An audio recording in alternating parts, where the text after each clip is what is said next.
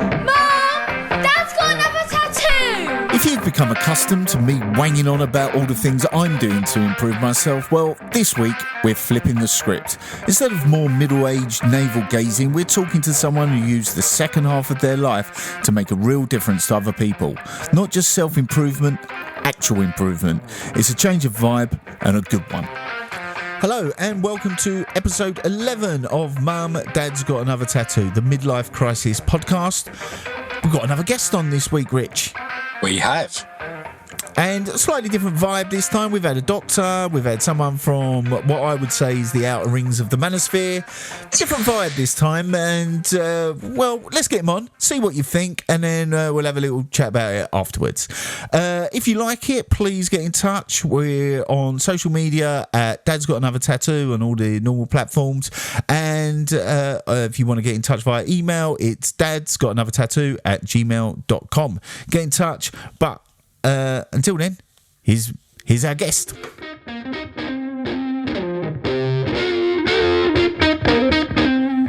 Now, you've probably seen those memes reminding us that it's never too late to do something extraordinary. Stan Lee didn't create the Marvel Universe until he was nearly 40. Vera Wang entered the fashion world in her 40s after a career in journalism. Alan Rickman got his first major film role in Die Hard at 41. Colonel Sanders started building the KFC empire in his 60s. And Mary Wesley, after a quiet life and 2 children, published her first novel at the age of 70, going on to become one of Britain's best-selling authors.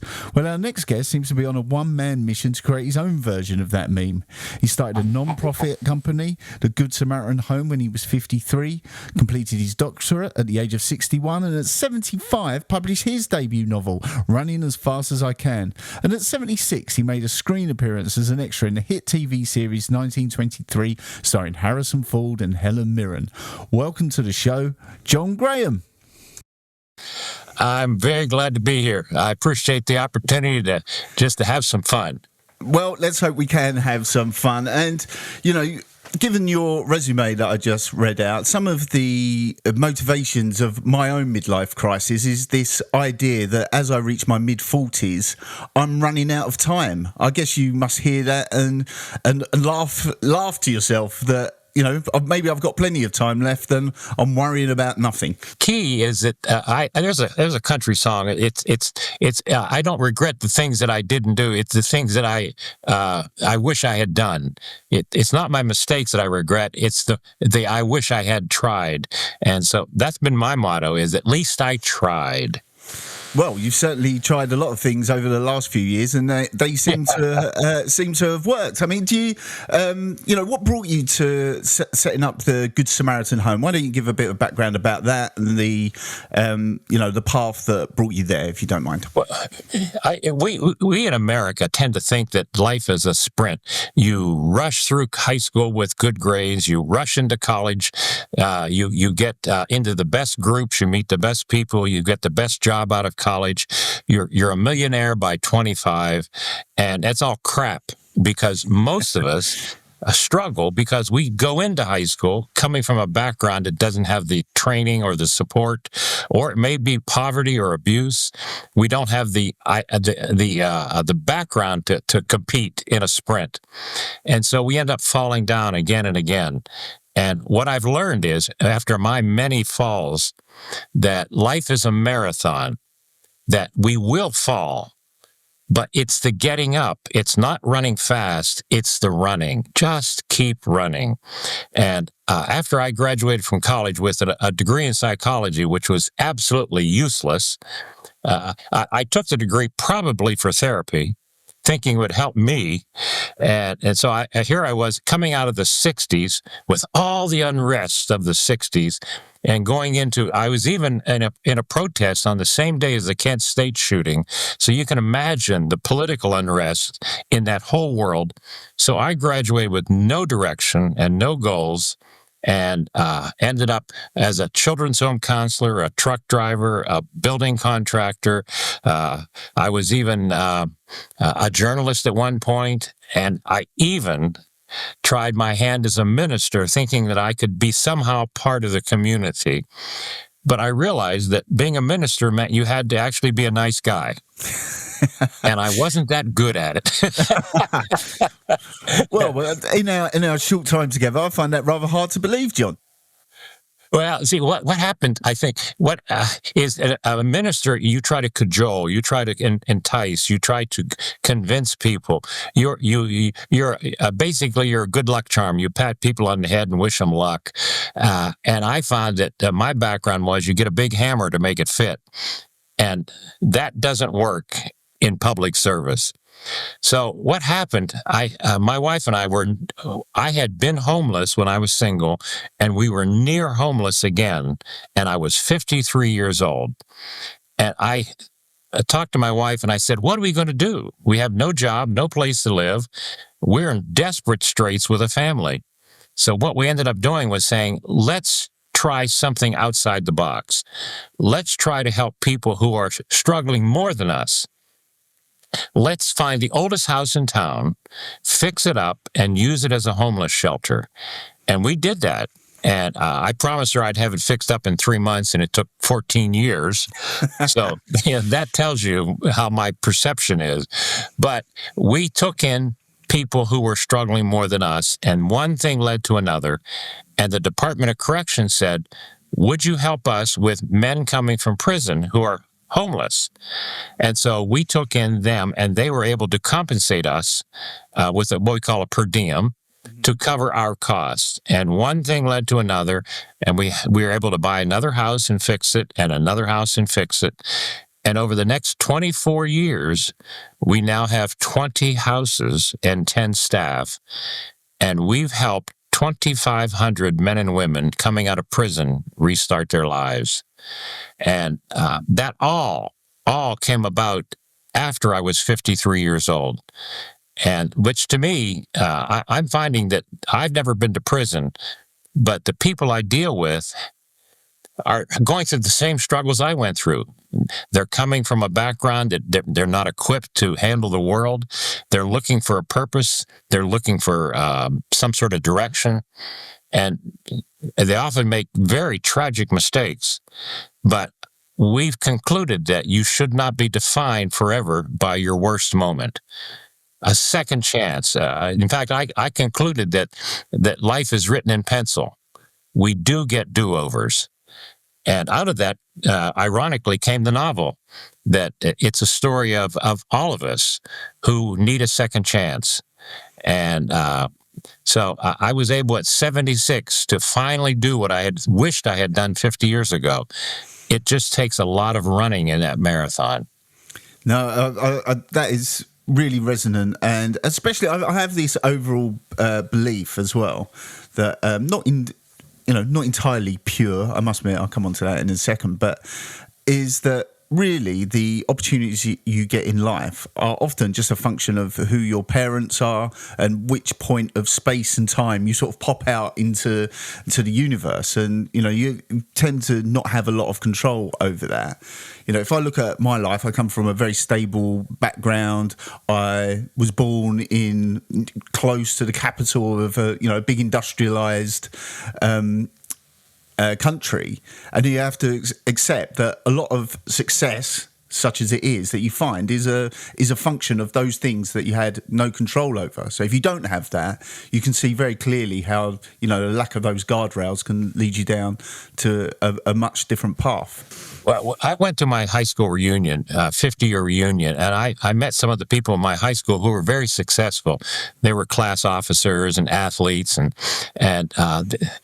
I realized when I actually talked to them that they came from environments where their family expected them to be leaders. They were doctors, lawyers, professionals, teachers. And my family came from a working class mill workers. I grew up in Pittsburgh, where all you were expected to do was get a job in the mill. And you didn't look for, why did you want to go beyond that? Because you could get a decent job in the mill. You just go to the mill during the day, you go to the bar at night, you come home, tuck your kids in, and you go to bed, and you do the same thing tomorrow. Your goal was survival. But when the mills disappeared, then the whole communities disappeared, and we had nothing to fall back on. And so all the chaos of the economics and the politics of the 60s and 70s left many of us without any direction. And so I've become very forgiving for people who make mistakes. Let's put it that way, because of poverty, because of abuse or wrong decisions. But we can still start over. And that's why I've concluded that if you stop running, then your future is set.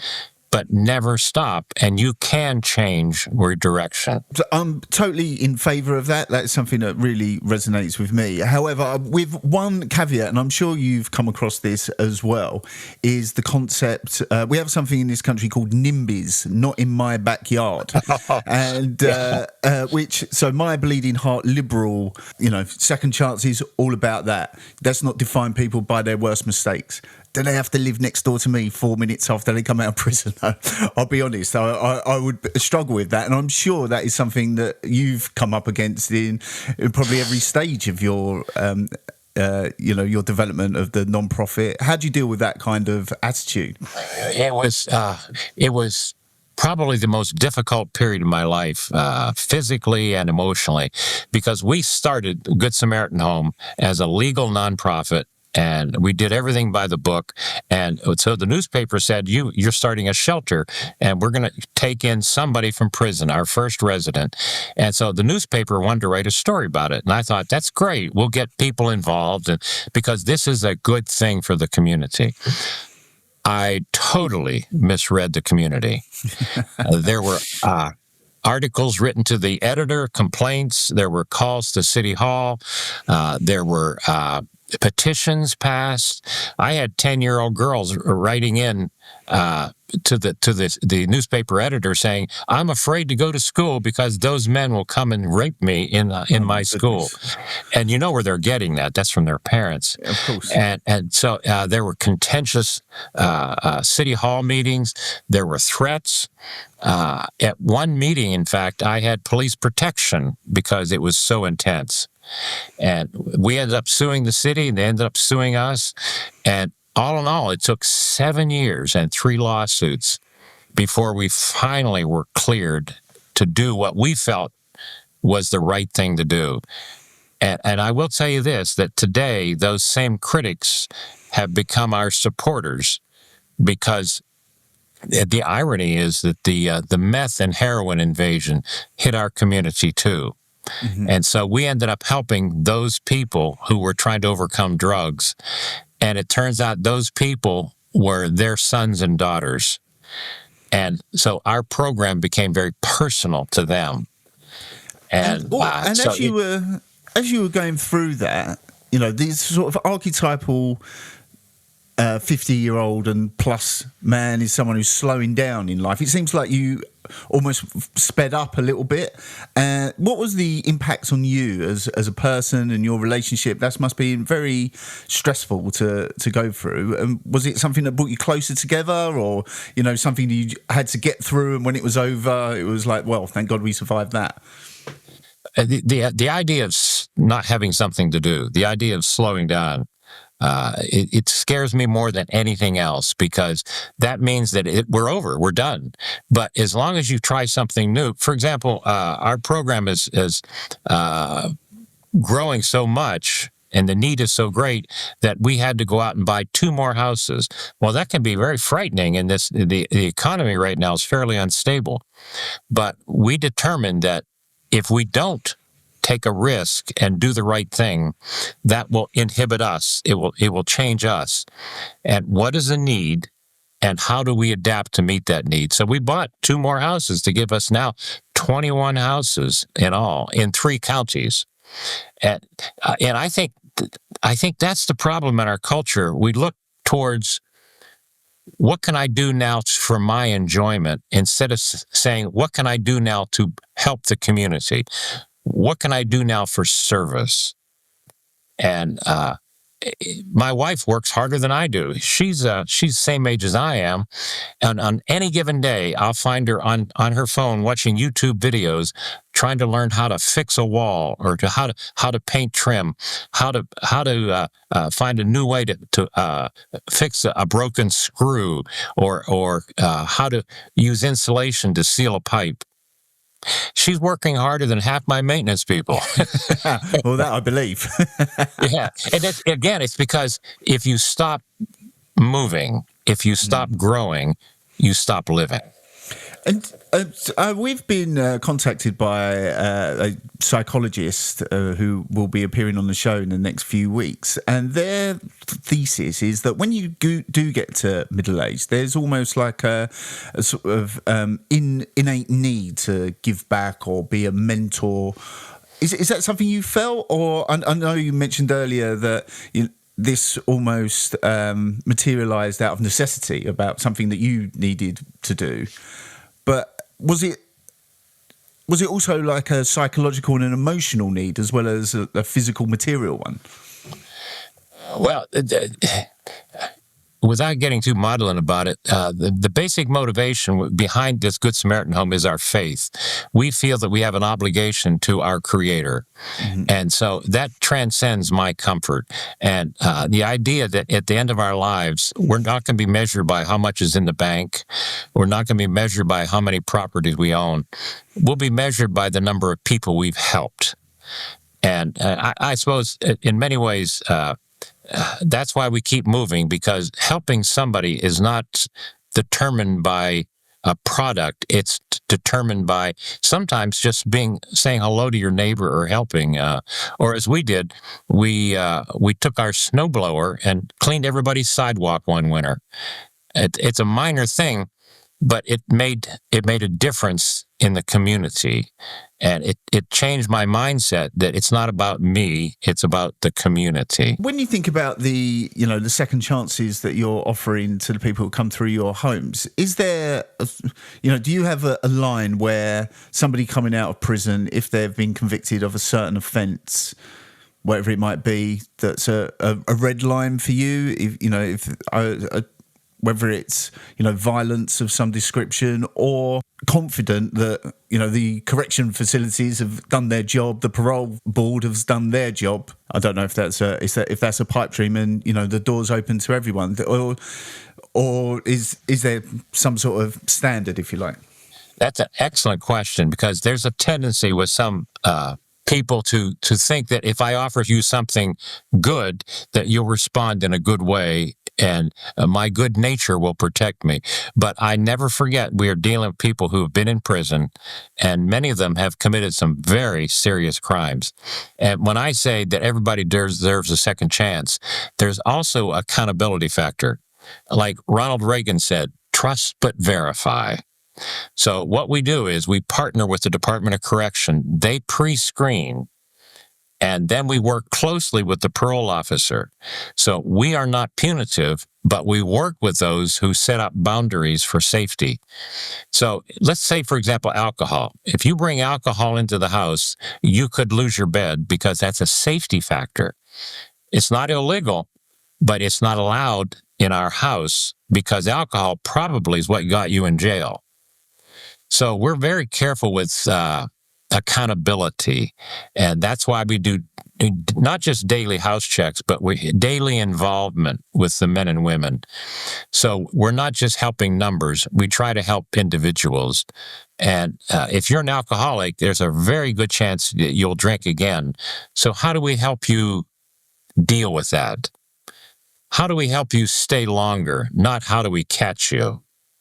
And that's the mindset that I believe is rehabilitative and not punitive. And when you did your doctorate and completed that, was that motivated? Was that still in psychology? You said that your undergraduate studies have been... No, actually, it was in theology, because historically, the church has always been at the forefront of social action. We have hospitals, we have hospice, we have all these caregiving things, because they're rooted in the biblical word for loving the stranger.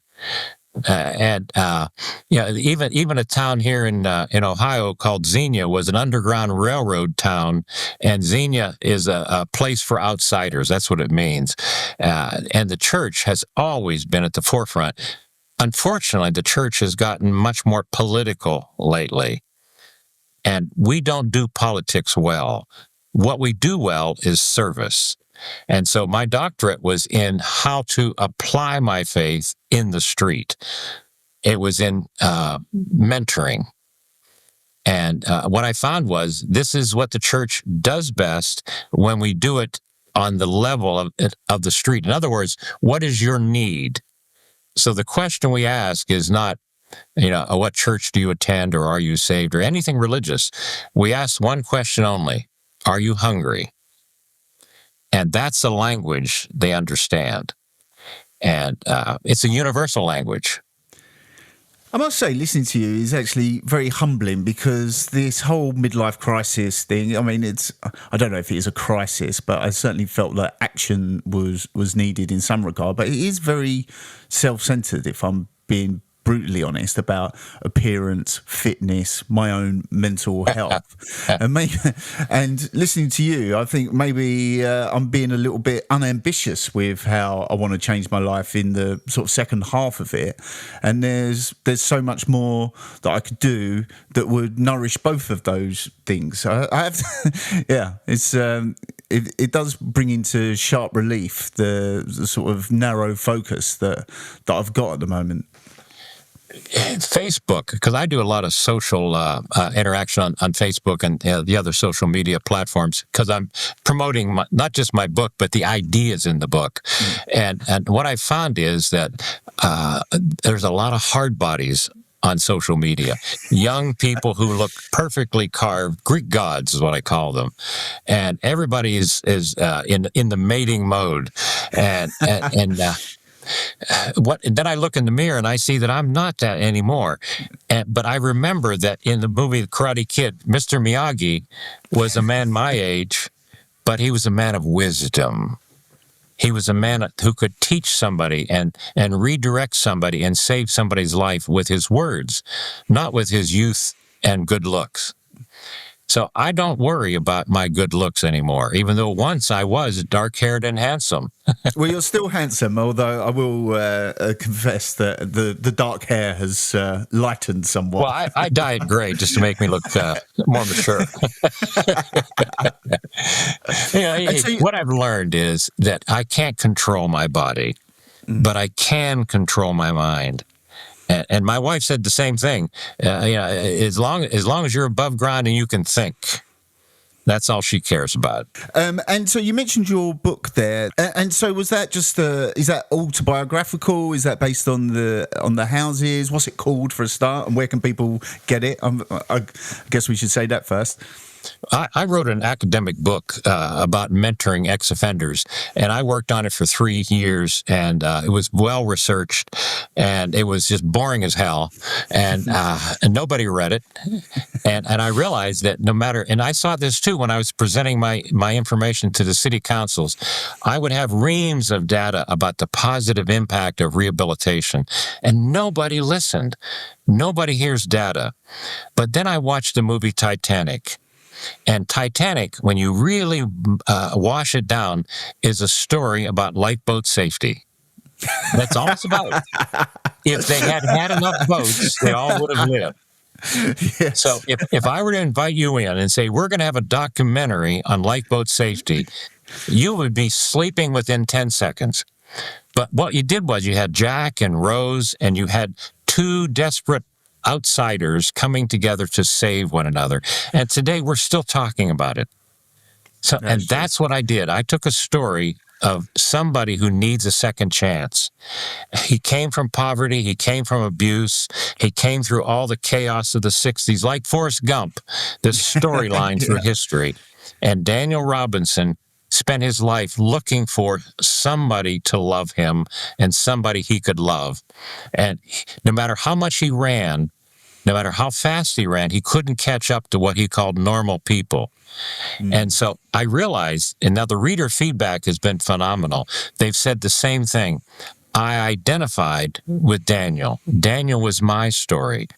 And I realized that there are so many of us who feel like we can't catch up because of what I call a limp. We're all born with a limp of some sort, and we can't run as fast as the people on Facebook who look perfect. Yeah, I often, when you look at social media, sometimes I say to my wife, have a look at your feed and imagine what somebody thinks your life looks like compared to what it actually does. You know, we post holidays and, you know, child successes. And I guess from the outside, it looks like we're having this absolutely perfect life. And I can't lie, there are some parts of it that are absolutely excellent. But like every couple and family, we go through the trials and tribulations. Guess what? We don't post them. They remain behind closed doors. And so we get this idea that everyone else is having this lovely life and it's only us that have got some bad luck or some something that's bad that's happened to us that we have to overcome because we don't see it. That's not what's posted. Would you say that's fair? It's the cheerleader or the football captain that you find who committed suicide because they were much more desperate than they let on. And you know, actually, the model, the academic model for this book came out of England. Somerset Maugham wrote Of Human Bondage. Classic book about a young boy's struggle to overcome his club foot. And he had an emotional club foot. Well, I think that's all of us. All of us have a club foot of some sort, and we find ourselves limping to catch up. And what he learned at the end of his life was that limp actually made him more compassionate. And he became a doctor helping other broken people. Yeah, that's really interesting. I mean, there were lots of, as I say, my baggage is pretty light, but, you know, I carry it quite heavily sometimes. And one of the things that I had worried about during my career is that, I'm not sure this comes across, but so I'm from the East London suburbs, and there is a sort of class and accent that comes with that, and I used to wear that very heavily, like whether I would mask it or whatever that would be. And then I was talking to some colleagues of mine who are actually European, and they said, well, we don't know what you're talking about. We just hear you sound like a British guy to me. Right. And in that moment, I realised that all this stuff that was in my mind and how I was trying to change the way I speak was just harming me because it was taking up bandwidth that could have been better used elsewhere. I've only got a limited amount anyway. So to free that up was actually quite freeing for me. So, and that's just in a purely professional sense. So I imagine that if you can come to that realization in your personal life as well, that can be just as freeing as well. I mean, that's the message that I seem to be getting from you. I wanted to share one thing with you too, Mark, is that when I spent 10 years writing this book, and I realized that the first draft was crap. So I wrote it again and again, and I hired an editor, and we spent 2 more years really working this book, and I had to be very teachable. He was 26 and I was 73 at the time, and he had to teach me how to write emotionally. And when we were done, we had a book that we felt was a very good story, and it was rejected again and again and again by publishers, 200 times. And in fact, every day I expected another rejection, and I learned to think of myself as a rejected writer, even a poor writer, until finally I met Don Quixote Press, an outsider publisher who deals with outsider people like me. And that book, under an outsider mantle, has taken off because we appeal to outsiders. And the average book in today's market sells less than 1,000 copies in its lifetime. And Running as Fast as I Can has sold 12 times that. Wow. We've sold, which makes me a bestseller, ironically. And now I think of myself as a good writer because the readers have said it's a good story. Yeah, I can see that. That to me, that perseverance, that you will be rejected, but so what? Keep trying. I find that so difficult to deal with, to be honest. That the idea, which is again another irony, because most of my financial career has been on the sales side, where no is the most frequent answer that you have.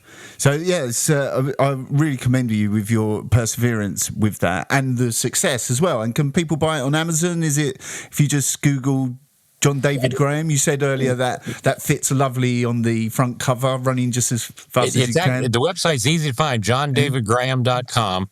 And here's the best part for your frugal readers or listeners, that you can download 3 or 4 free chapters from Amazon and check it out. All right, there you go. I know a couple of people listening to this are pretty tight with they've got long pockets and short arms, so they'll love that little tip there. Well, and the truth is that there's a lot of books out there that are considered bestsellers, but you may not like them because they're not your style. But this story is what I call everyone's story. I mean, who can't identify with a 12-year-old kid who spends 3 months making a model airplane just so he could show it to his dad, and his dad says, "Get out of the fucking way, you're blocking the television." Now, how many kid at 12 years old has felt like that? Yeah. Yeah. And that's the type of story. And in the end, Daniel is able to look back and forgive that and to not be that way with his children. That, to me, is a story. And talking of stories, you appeared, it seems like, in the background of 1923. Is that the one that had Harrison Ford in it? Are you and Yes. are you and Helen Mirren best buds now? You got a number? Well, what happened was it's not quite as magical as you make it sound. The thing I've learned about television is that you are a can on the grocery store shelf. You're a stand-in. You're an extra. You are literally replaceable. So I was down in San Antonio where I do my writing, down in Texas, and they had an ad that says, "We're looking for stand-ins." So I put my name in, and I had my hat and the whole 9 yards. I looked the part, and they called me up and said, "Great, you're hired." And they fitted me out. I drove up to Austin, got fitted for the show, and I was all set to be on. I was going to be a train rider in one of the scenes.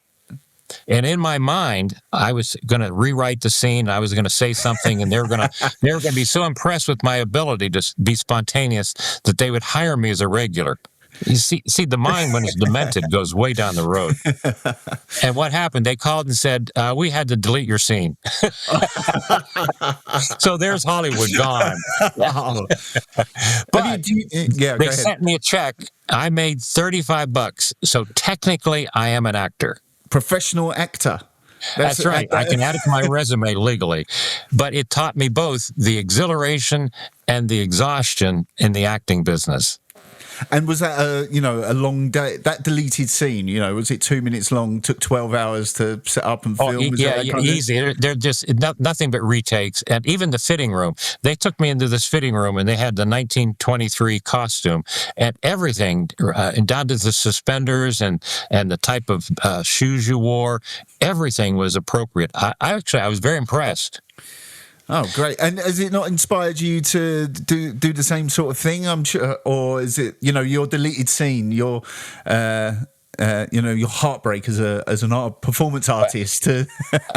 I'm just egocentric enough to keep my name out there. So I always pop my name and put it in. But unfortunately, Hollywood is like Facebook on steroids. It's all about the hard body. Oh. And only when they want a corpse do they call me. So. Well, you can lie there. It seems like the easiest gig in TV. You lie down, you have a little tag attached to your toe, and you can have a little sleep if you want. Yeah, actually, it's hard to play dead. Oh, that's great. And if there was like an overarching sort of bit of advice, I don't know if you can distill it down into, a line or a paragraph for, people. We're coming to we hope, the midpoint of our lives. And again, as I said, you may find this ridiculous, but I have this real sense that I'm running out of time to achieve what I want in my career, what I want to achieve for myself and my family. And if I took a second out of that, then maybe the whole thing would fall down. And that is really what is driving me to do that. And it's called Mum, Dad's Got Another Tattoo. Part of that is the, I have got a bunch of tattoos and it is ridiculous. I really enjoy it. I've got no regrets about doing that, but it's almost reflective of this idea that I think this is the last bit of my young period in my life, right at the very end. And then listening to you, I have found it really inspiring, actually, that and also, as I said, humbling before, that this is all just ridiculous navel-gazing stuff that it's a bit of a nonsense, really. There's a tendency for all of us to, out of our own lack of confidence, to self-censor, to say, well, that's going to be too long. I don't want to take a chance on that. Why bother? And, we bought many of our houses during the recession, knowing that it was a bad economic time, but we did it in terms of tomorrow. How do we see tomorrow? And same thing with you. I think, Marc, what you're doing on your podcast is you're creating a longevity. You're creating you're impacting the community that'll live far beyond you, because you're reaching out to encourage people who are your age and my age that you can still contribute. You don't have to sit and watch television all day long and vegetate. I would say find something that you've always thought about doing but never did. Go out and do it. Try something different. Well, that is the message. This is what we're trying to do. We're trying something different. And, I've really appreciated listening to your story. Actually, genuinely think it's really inspiring, and the way in which you articulate as well, I hope has resonated with our listeners as much as it has me. And I mean that very genuinely. So, John Graham, thank you very much for joining Mum, Dad's Got Another Tattoo. And if you've got any questions or thoughts about that, we'd love to hear from you. But for now, we'll leave it there. Thank you very much, John Graham. My pleasure today. Thank you, Marc. So, Rich, that was John Graham. What did you think? What a guy. I loved that interview. I listened to that twice back to back. Really? That's really interesting. I must admit, right, and this is a little lesson for me, which is, don't judge a book by the cover. Because, he's a Midwestern, faith-based charity runner. And you kind of think of a stereotype. Immediately, you go to your stereotype, yeah. Not like that at all. And I'm going to release some clips of this on social media. But, he was a bit of a cool dude. He was obviously... I'm going to buy his book. Running Just as Fast as You Can. That was called. Yeah. And no, I really liked him. He was obviously a bit of a dude in the 60s. There's no doubt about that. He's still got a little glint in his eye as well, I thought. But, beyond enjoying it, I mean, did you take anything from it? Massively. Massively. Yeah, really, really did. And I looked at it from my perspective. And I came out of it with a really positive outlook about what I'm doing and the struggles he had. I mean, he makes everyone I think I've ever met look lazy. I mean, non-profit, started a non-profit at 53, a doctorate at 61, wrote a novel at 75. And when I heard his voice and about 1923, how I had him in my head was very close to actually how he looked, because his voice was phenomenal. You could see why he could be in that sort of period drama. But no, like a bit of honey oak, wasn't it? Yeah, I listened to it twice. Some of the guests, I listened to them. He really resonated with me. I didn't really appreciate that sort of overlap with his work and your work, which is really because you are helping. It would be fair to say people that from the outside don't really deserve any help. If you were being particularly harsh, some of them have social emotional issues. So it's something they have got through no fault of their own. Some of them come from really difficult backgrounds, which again is what he spoke of. The luck of where you're born. We discussed it in the last episode. Yeah, the fact that a lot of these youngsters have dysfunctional families, seen abuse, been victims of abuse, underprivileged. So then there's You start looking at county lines, drugs, gangs. That all can be because of their socio-economic situation. And what John was saying really resonated with me. I mean, his story. He was homeless as well. He's done all that, and he was homeless and nearly homeless a second time. I thought I had, when I started the company, I had struggles. I was having to work in a warehouse just to keep the lights on while I started up, and I thought I had it tough. I mean, the man was on the streets. Yeah. And his positive outlook and how, like he said, that with what he did, people didn't want those homes and the people he was housing, ex-offenders in their neighbourhood. And as he said, the people that were the newspapers that were writing stories about it, his critics are now supporters because it's down the line. And seeing someone with the belief and conviction to say, this is right, this is what I'm doing, and coming through those struggles was really, really, gave me a really positive outlook. And he was a great guy. Yeah, he is a great guy. One of the stories that he didn't tell on that, but I've heard him tell elsewhere, is that so there were a lot of legal challenges to basically a halfway house. I think it's fair to say the Good Samaritan house does that, and I think it's a great project. He got stabbed on the court steps by somebody. Was it someone that was an offender, or was it or just someone opposing? Someone objecting to violent criminals being in the neighbourhood. Amazing. If someone that clearly doesn't understand irony. No, exactly. But so, and is there in your world, is there any sort of NIMBYism? Because you need to find spaces for people who may not be able to behave themselves properly that's why they're in your world in the first place, is that they've had behaviour issues. And if you're bleeding heart liberal like me, I totally agree with these people need to be supported and helped. But as I said in the interview, they'd have to live next door to me.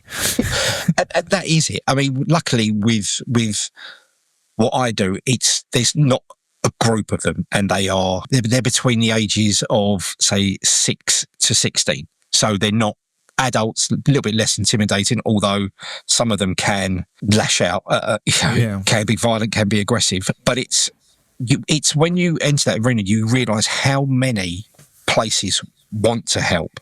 You have to get creative with it. I tell you, and you'll be surprised, local libraries are just an amazing resource. If you go to a local library, like I do, when you work in one-to-one, so many of them are used to having tuition there. You can go in there and see 3, 4, 5 different companies like myself tutoring there, and the libraries are fantastic with it. It's the easiest place to do because they've already got risk assessments set out where every site I go to, and community spaces that aren't, sometimes they're used for yoga. So many community hubs are geared towards tutoring in the day, and it really opens your eyes at these. I've even got a British Legion that is closing day. The staff are in there preparing. They open for us. They give us a room. We pay for it. They are fantastic. And have you had any sort of pushback about, the type of person that will be in there? Some places, some places where you speak to them, but you'll be surprised. The majority of these community spaces, what I do isn't new.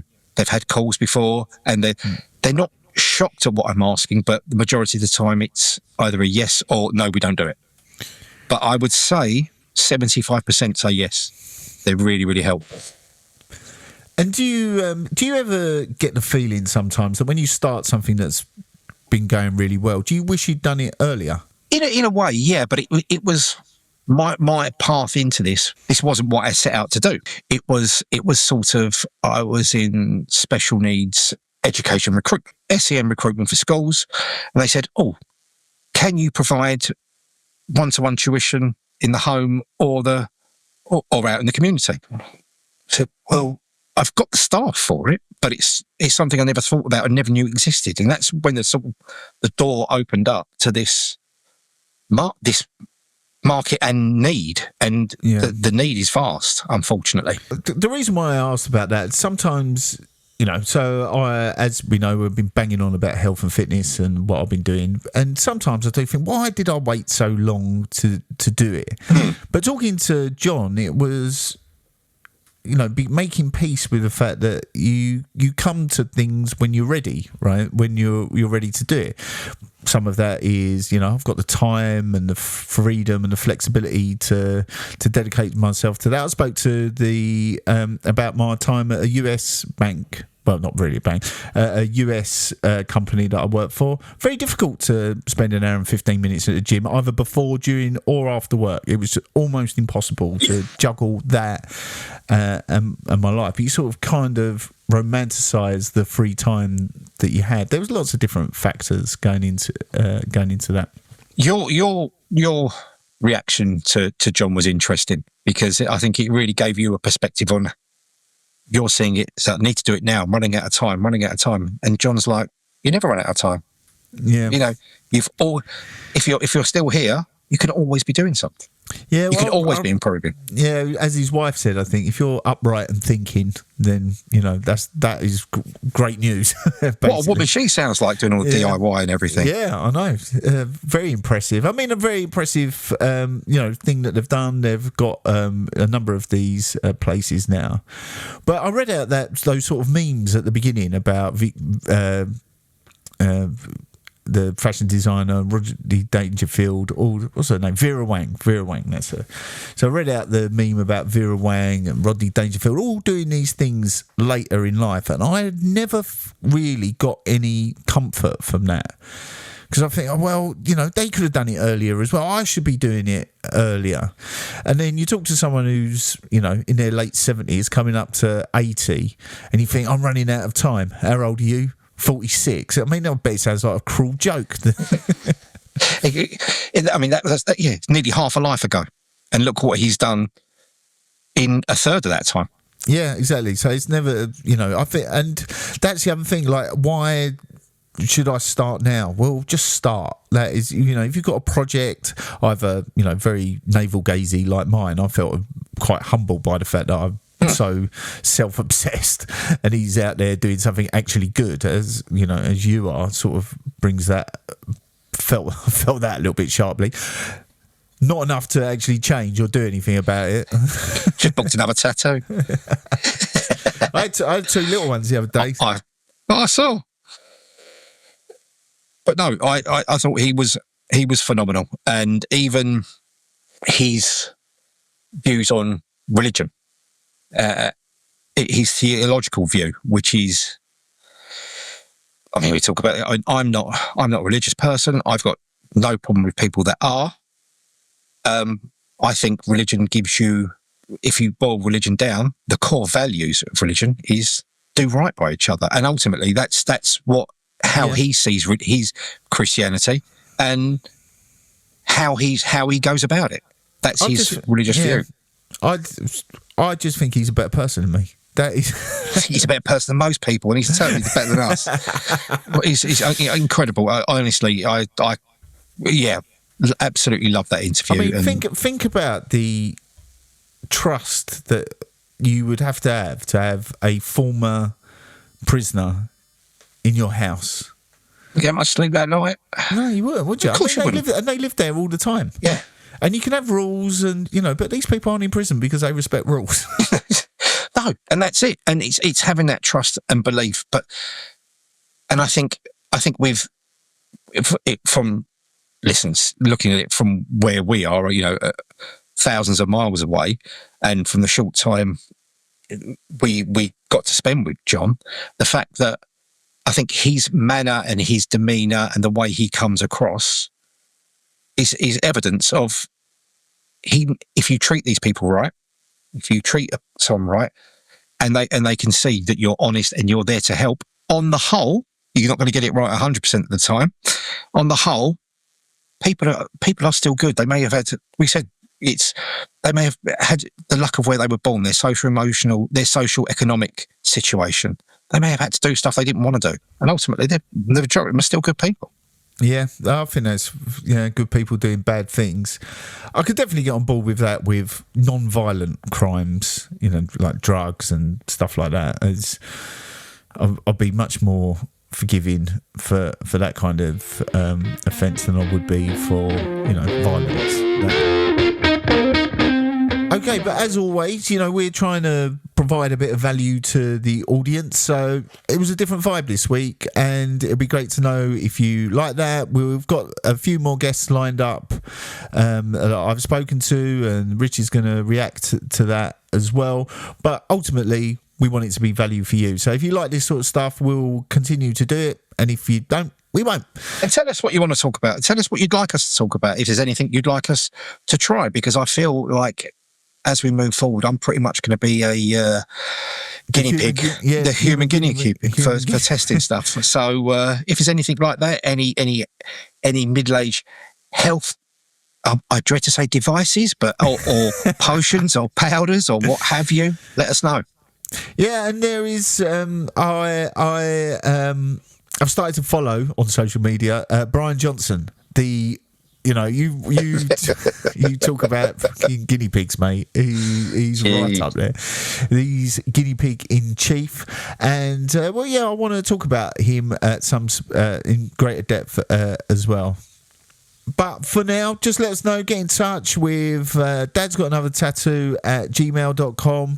Follow us on the socials. Get in touch, and we'll try and build some episodes that you actually like. But until then, thank you very much for listening, and see you soon. See ya.